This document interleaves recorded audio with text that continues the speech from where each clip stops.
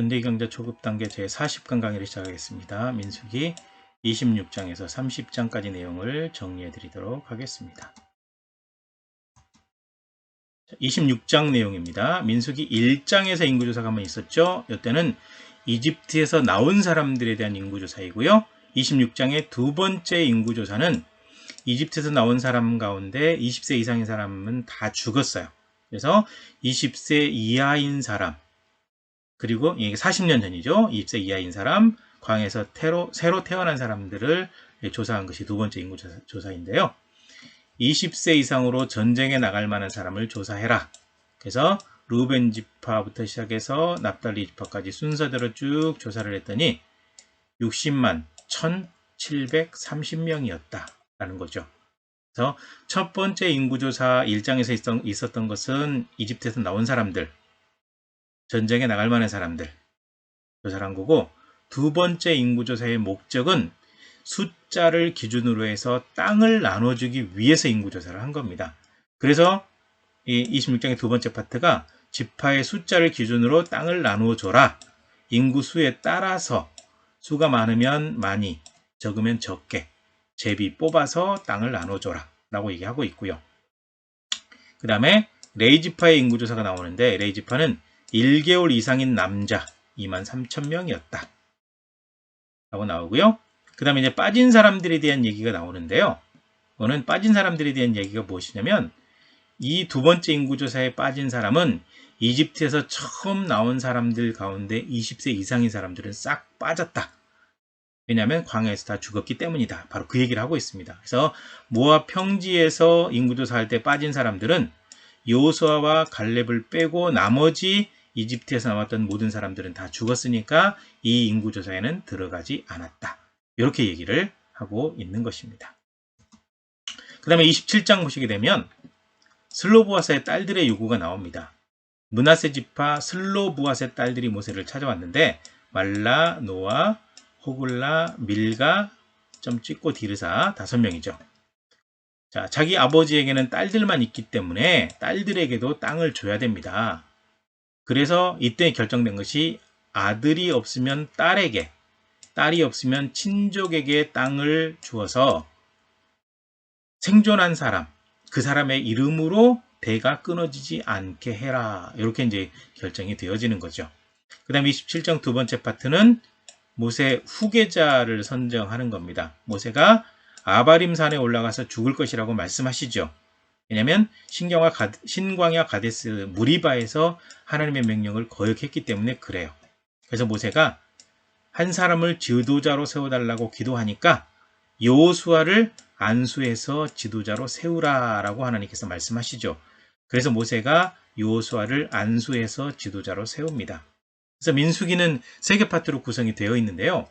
1장에서 9장은 인구조사와 출발 준비, 10장에서 26장까지 출발해서 광야 지나서 모압 평지에 도착해서 인구조사까지, 그 다음에 27장에서 36장까지는 가나안 땅에 들어갈 준비를 하는 그 과정으로 보시면 됩니다.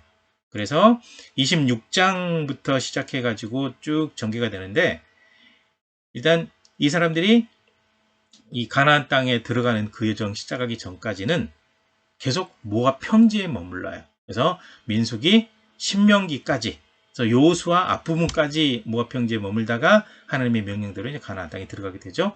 그 준비 여정이 27장에서 36장, 그 중에 27장의 내용 제가 말씀드렸고요. 슬로브앗 딸들의 요구 사진을 가져와 봤고요. 여호수아에게 안수하는 모세 그림 좀 비슷한 거 가져와 봤습니다. 그 다음에 민수기 28장은 매일 바치는 번제물 정해진 대로, 안식일에 드리는 제사, 번제와 소제, 초하루에 드리는, 매월 1일에 드리는 제사, 번제, 소제, 속제제, 6월절에 드리는 제사, 번제, 소제, 속제제, 77절에 드리는 제사, 77절은 초실절, 맥추절, 번제, 소제, 속제 이렇게 드리도록 해라. 제사와 제물 드리는 방법이 나오고요. 그 다음에 29장은 7째 달 초하루의 나팔절인데 정한 대로 제사를 드리도록 해라. 29장은 7월의 절기입니다. 7월 10일은 대속제일인데 번제, 소제, 속죄제를 드리고 반드시 죄를 회개하도록 해라. 그 다음에 7월 15일은 장막절, 초막절, 수장절, 우리로 따지면 추수감사주일이 장막절인데 7일 동안 절기를 지키고 정한 대로 하나님 앞에 모든 것을 진행하도록 해라. 그래서 하나님 중심으로 살아가도록 절기 예배를 정하셨다. 이렇게 보시면 내용을 쉽게 이해할 수 있으실 것입니다. 7월의 제사들 그림이 이렇게 나와 있는데요. 그 다음에 30장 내용은 서원에 관한 겁니다. 어린 여자아이의 소원. 하나님 앞에 소원했다면 반드시 소원한 대로 해야 된다. 그런데 딸의 소원의 경우 아버지가 허락하지 않으면 소원했어도 무효된다. 안 해도 된다. 그 얘기고요. 그 다음에 두 번째 내용은 결혼한 여자의 소원입니다. 결혼한 여자가 소원을 했어요. 그래서 아내가 소원을 했는데 남편이 허락하지 않으면 안 해도 된다. 무효시킬 수 있다. 그런데 세 번째 파트요. 과부나 이혼당한 여자 같은 경우는 소원을 했을 때 무효화해 줄 남편이 없어요.